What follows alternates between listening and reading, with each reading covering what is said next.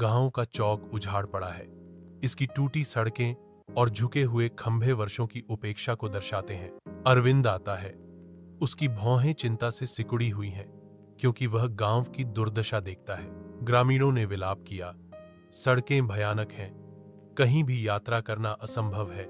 एक और आवाज निराशा में उठती है, हमारे पास मुश्किल से ही बिजली है, हमारे बच्चे रात में पढ़ाई नहीं कर सकते। एक अंतिम शिकायत गूंजती है, स्कूल के शिक्षक कभी भी समय पर नहीं आते, हमारे बच्चों का भविष्य क्या होगा। अरविंद की आवाज दृढ़ता से गूंजती है, मैं आपकी चिंताओं को समझता हूं, मैं आपको विश्वास दिलाता हूं, मैं मदद करने के लिए हर संभव प्रयास करूंगा। अपने छोटे से घर की धुंधली रोशनी में अरविंद अपने विचारों में डूबा बैठा है।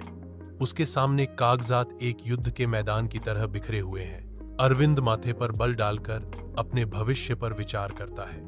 मैं राजनीति में प्रवेश करना चाहता हूं और अपने गांव की सेवा करना चाहता हूं। उसकी मां प्रवेश करती है।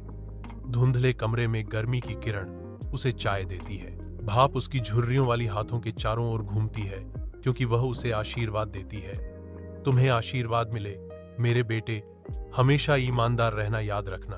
गांव के दिल में अरविंद भीड़ के सामने खड़ा है। उसकी आवाज वादे और उम्मीद का भार लिए हुए है। ग्रामीण एकत्र होते हैं, उनके चेहरे ऊपर की ओर होते हैं, ध्यान से सुनते हैं, क्योंकि अरविंद बदलाव और प्रगति की बात करते हैं। वह एक उज्जवल भविष्य की कल्पना करता है। उसके शब्द विकास और समाधान का एक ताना बाना बुनते हैं। अरविंद के बदलाव के आह्वान को स्वीकार करते हुए भीड़ के समर्थन के साथ तालियों की गूंज गांव में फैल जाती है। समर्थन की एकीकृत गर्जना में ग्रामीण अरविंद के पीछे एकजुट होते हैं। उनकी सामूहिक आशा क्रिया में बदल जाती है। नवनिर्वाचित नेता अरविंद नई सड़कों के निर्माण की देखरेख करते हैं, जो उनकी प्रगति के वादे का प्रमाण है। गांव का स्कूल नए शिक्षकों का स्वागत करता है।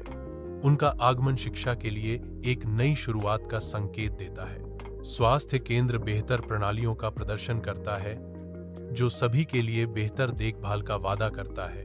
अरविंद के नेतृत्व में लाए गए सकारात्मक बदलावों का जश्न मनाते हुए ग्रामीणों के चेहरे पर मुस्कान छा गई। अरविंद बोलते हैं, उनकी आवाज दृढ़ता से गूंजती है। एक सच्चा नेता वह है जो जनता को परिवार मानता है और उनकी परेशानियों को अपनी समझता है।